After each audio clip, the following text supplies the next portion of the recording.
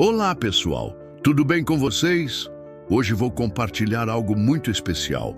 Versículos bíblicos que podem transformar completamente nossa maneira de viver e encontrar verdadeira felicidade. Você já parou para pensar que, às vezes, procuramos felicidade nos lugares errados? Buscamos em bens materiais, relacionamentos superficiais ou conquistas passageiras. Mas a verdadeira plenitude está muito além disso. Vamos começar com um versículo poderoso de Filipenses 4:13. Tudo posso naquele que me fortalece. Essa passagem nos ensina que, com fé e determinação, podemos superar qualquer obstáculo. Não estamos sozinhos em nossa jornada. Sabe aqueles dias em que tudo parece dar errado?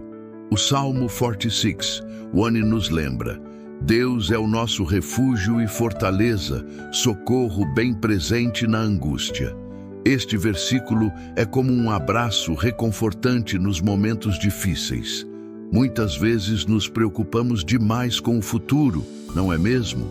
Em Mateus 6:34, encontramos uma orientação preciosa.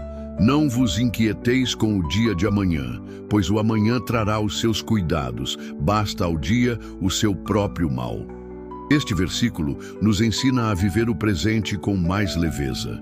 Já Provérbios 3:5-6 nos traz uma lição fundamental. Confie no Senhor de todo o seu coração e não se apoie em seu próprio entendimento. Reconheça o Senhor em todos os seus caminhos e Ele endireitará as suas veredas. Que mensagem poderosa sobre confiar e ter fé. E quando falamos em amor, João 13:34-35 nos apresenta um dos maiores ensinamentos. Um novo mandamento vos dou, que vos ameis uns aos outros, como eu vos amei a vós, que também vós uns aos outros vos ameis. O amor ao próximo é fundamental para uma vida plena.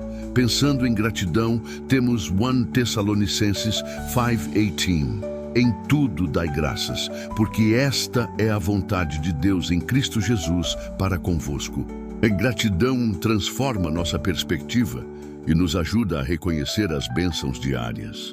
Para aqueles momentos de ansiedade, Filipenses 4:6 nos aconselha: não andeis ansiosos por coisa alguma. Antes, em tudo, sejam os vossos pedidos conhecidos diante de Deus pela oração e súplica com ações de graças. E a paz de Deus, que excede todo o entendimento, guardará os vossos corações e os vossos pensamentos em Cristo Jesus. A vida nem sempre é fácil, mas Romanos 8:28 nos assegura: sabemos que todas as coisas cooperam para o bem daqueles que amam a Deus, daqueles que são chamados segundo o seu propósito. Que conforto saber que tudo tem um propósito maior.